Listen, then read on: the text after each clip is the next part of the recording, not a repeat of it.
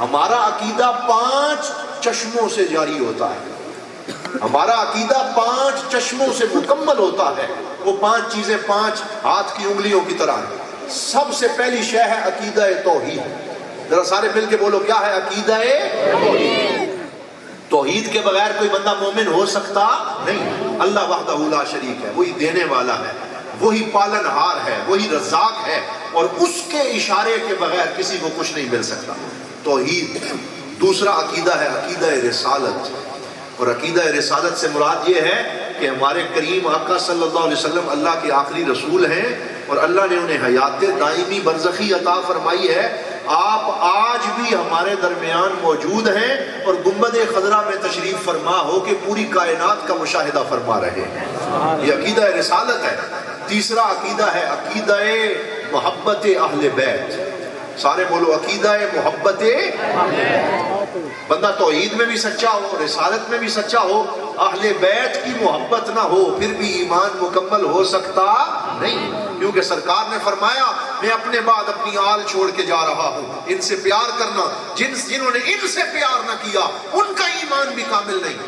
توحید، رسالت، محبت اہل بیت، اور چوتھی نسبت ہے نسبت احترام صحابہ کرام۔ بولیے، نسبت احترام صحابہ کرام۔ جو اہل بیت کی ساتھ محبت کا دعویٰ تو کرے لیکن صحابہ کرام میں نقص ڈھونڈے اور صحابہ کے بارے میں غلط گفتگو کرے اور کسی ایک صحابی کے بارے میں بھی غلط بات کرے، اس کا بھی اہل سنت والجماعت سے کوئی تعلق نہیں ہے، اور ہم اس کی کوئی بات سننے کے لیے تیار نہیں ہیں۔ تو یہ 4۔ اور 5ویں نسبت ہے نسبت اولیاء کرام۔ بولو، کیا ہے؟ نسبت اولیاء کرام۔ بندہ توحید میں بھی ٹھیک ہو، رسالت میں بھی ٹھیک ہو، محبت اہل بیت میں بھی ٹھیک ہو، احترام صحابہ میں بھی ٹھیک ہو، لیکن اولیاء کی بات آئے اور وہ ان اولیاء کرام سے محبت نہ رکھے، ان کے بارے میں طعن و تشنیع کرے، ان کی گستاخی کرے، تو اللہ تعالیٰ نے اس کے بارے میں فرمایا میں رب ہو کے اس بندے سے اعلان جنگ کرتا ہوں۔ جس سے اللہ اعلان جنگ کر لے وہ بھی بچ سکتا نہیں ہے۔ اس لیے اولیاء کی محبت بھی ضروری ہے۔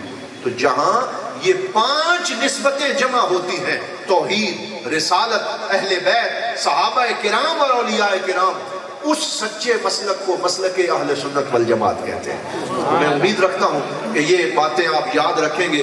میں کافی زیادہ وقت میں نے آپ کا لیا، دعا کرتا ہوں اللہ رب العزت مجھے اور آپ سب کو جو باتیں کی ہیں ان پہ عمل کرنے کی توفیق عطا